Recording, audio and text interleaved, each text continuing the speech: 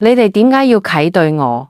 你哋知唔知呢幾年我係點過㗎？喺人生嘅漫長旅途入邊，有時候命運會同我哋開一個殘酷嘅玩笑。呢個故仔發生咗甘肅省天水市嘅一個普通農村。李建平原本過住平凡而幸福嘅生活，但因為一次意外嘅誤診，佢承受咗足足4年嘅艾滋病歧視，令佢同佢嘅家人陷入咗長達4年嘅噩夢。到底呢度有咁嘅唔為人知嘅秘密呢？後來李建平點樣呢？2003年，對於李建平嚟講，本應係一個平凡嘅年份。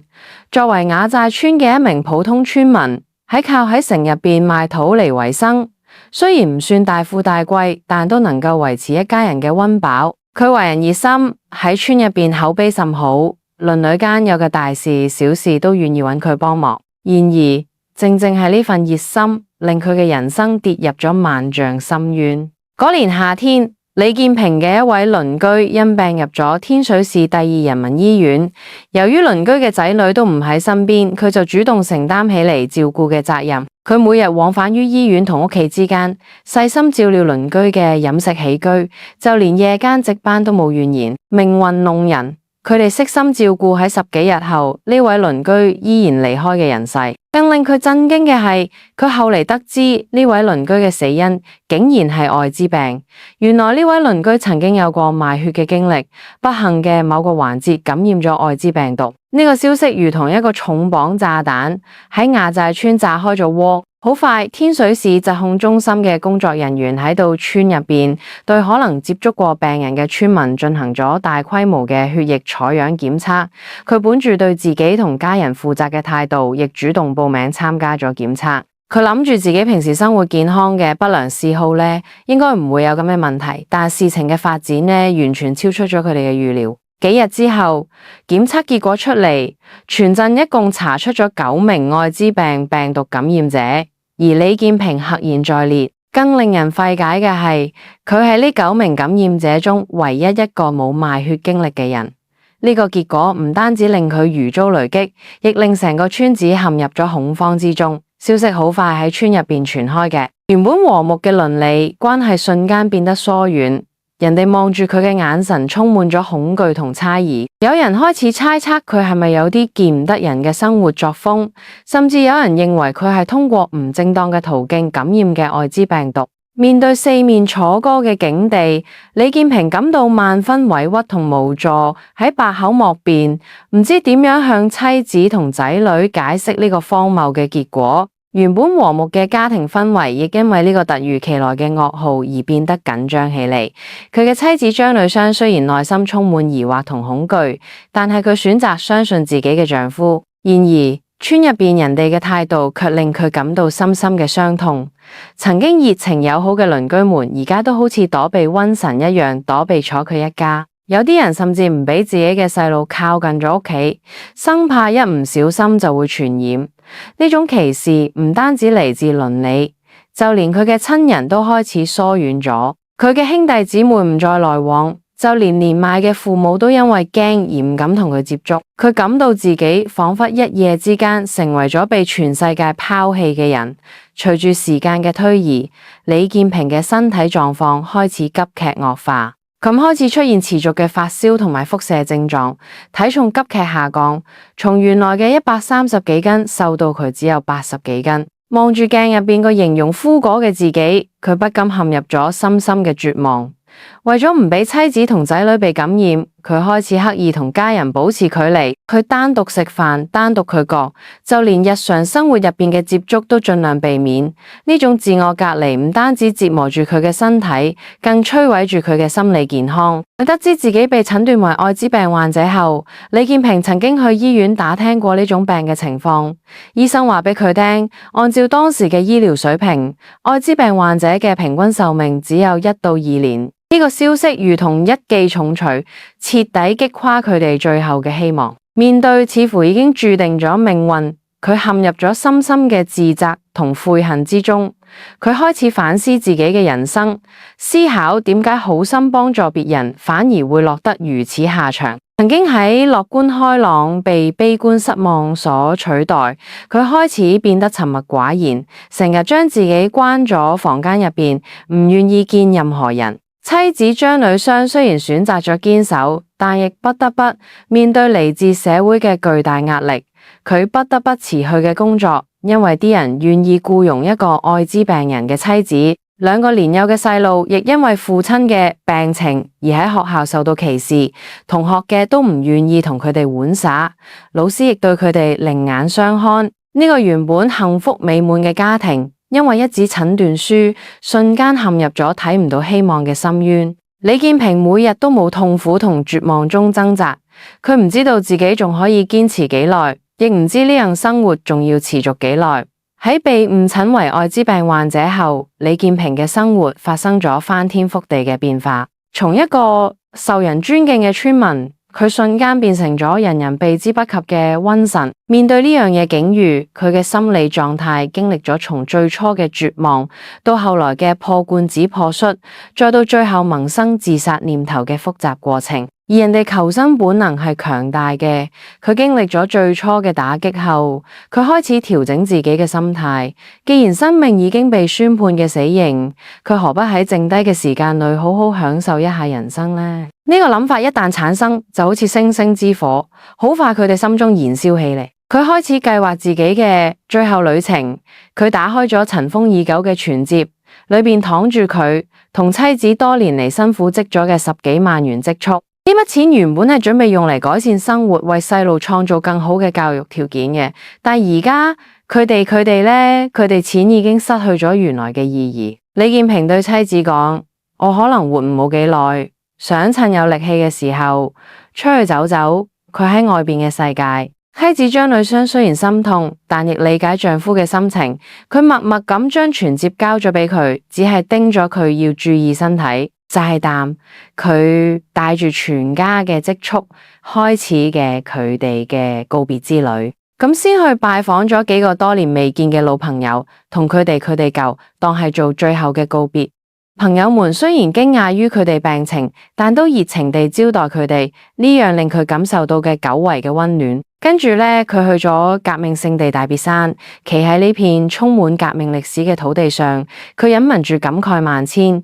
佢諗到嗰啲為咗理想犧牲嘅革命先烈，覺得自己嘅遭遇似乎亦都冇糟糕。咁呢度佢似乎揾到咗一啲精神寄託，內心嘅痛苦亦得到咗些少慰藉。喺旅途之中，佢第一次住進嘅豪華酒店，佢選擇咗一間每晚上千蚊嘅總統套房，享受住從未體驗過嘅奢華。躺咗柔軟嘅大嘅上，望住窗外嘅城市夜景，佢仿佛間覺得自己似乎翻到健康嘅日子。但係好快呢，現實又將佢拉返到殘酷嘅處境之中。佢嘅旅行持續嘅1年幾，佢呢期間佢走遍咗自己曾經去過嘅地方，亦去咗一直想去但係機會去嘅地方。佢唔再計較花費，只要能夠令自己開心，錢對佢嚟講已經唔再重要。李建平心諗，反正我快要死嘅，仲有乜咁好怕呢？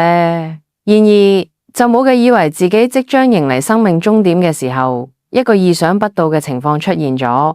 錢花完咗，但佢卻仲活着。呢個發現令佢陷入咗新嘅困境。佢開始面臨人活着，錢佢嘅禁拱境。翻返嚟屋企後呢，李建平發現屋企嘅情況比佢離開時呢係更加糟糕嘅。由於佢哋病情，一家人早就失去咗正常嘅收入來源，而佢又將屋企僅有嘅積蓄揮霍一空，而家全家人已經陷入咗極度貧困嘅境地。最令佢心痛嘅係喺15歲嘅大仔不得不退學，仔仔原本學習成績優秀，有望考上好大學，但而家卻因為家庭經濟狀況嘅惡化而不得不放棄學業。望住仔仔失落嘅眼神，佢感到深深嘅自責同愧疚。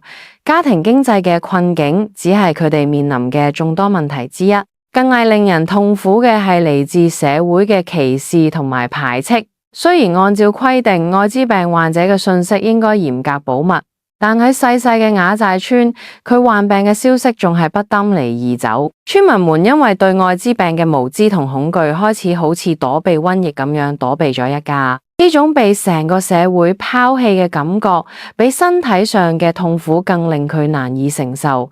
喺咁樣嘅壓力下，佢嘅精神終於崩潰咗，佢開始萌生咗自殺嘅念頭。佢覺得與其咁樣痛苦地活着，不如乾脆結束自己嘅生命，亦好讓屋企人擺脫困境。一日，佢終於鼓起勇氣，向妻子張女雙透露咗自己嘅想法。佢講：我想搵個啲人嘅地方結束自己嘅生命。張女雙深知丈夫嘅痛苦，但佢無法接受失去丈夫嘅事實，佢決定寸步不離咁跟住佢，生怕佢真係搵個啲人嘅地方自尋短見。就係淡，佢整整跟佢丈夫7日7夜，而張女雙亦知道佢唔可能永遠咁樣跟住丈夫。喺絕望之中，佢做出咗一個驚人嘅決定。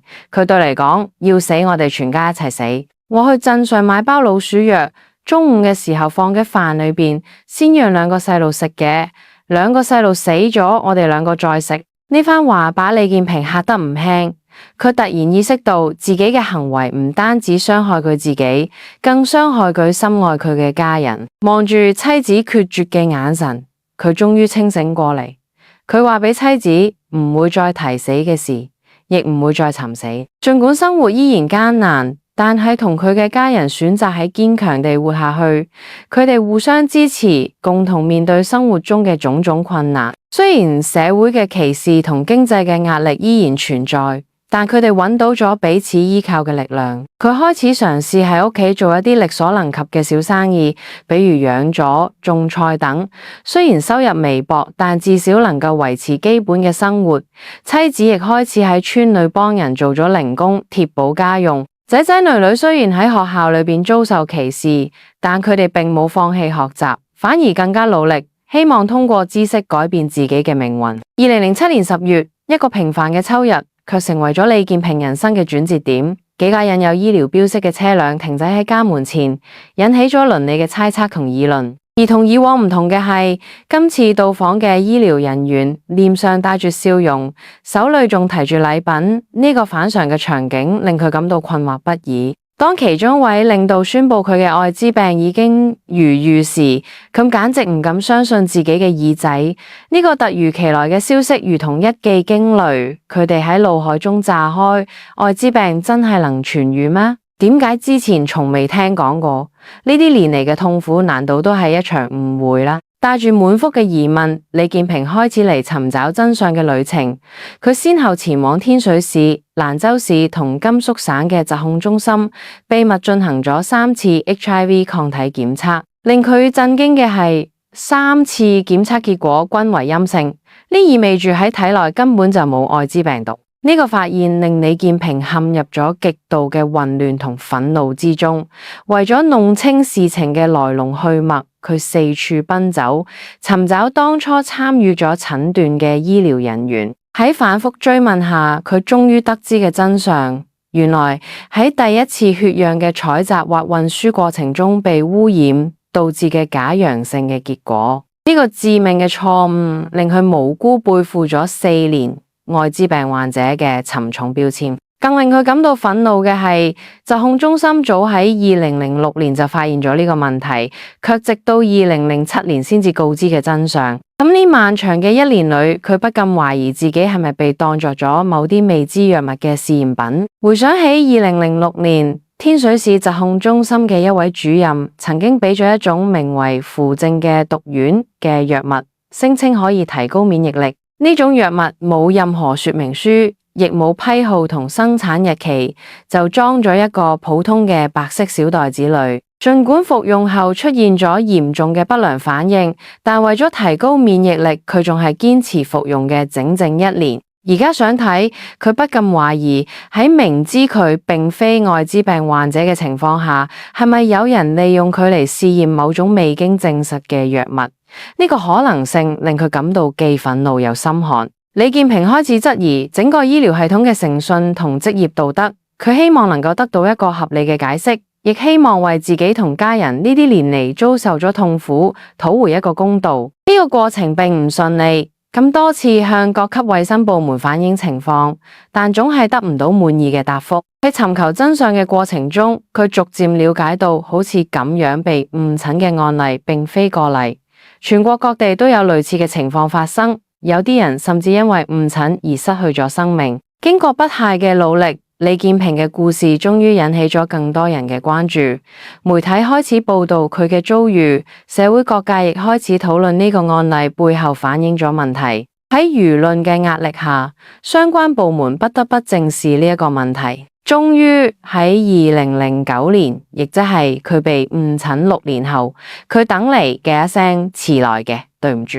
甘肅省衛生廳公開承認嘅呢起誤診事件，並向佢表示嘅歉意。雖然呢個道歉嚟得太晚，但係佢至少還原嘅真相，亦俾佢哋一個交代。而一聲道歉，並唔能夠彌補佢同佢嘅家人呢啲年嚟遭受嘅痛苦。故事雖然結束咗，但佢留俾我哋嘅思考先剛剛開始。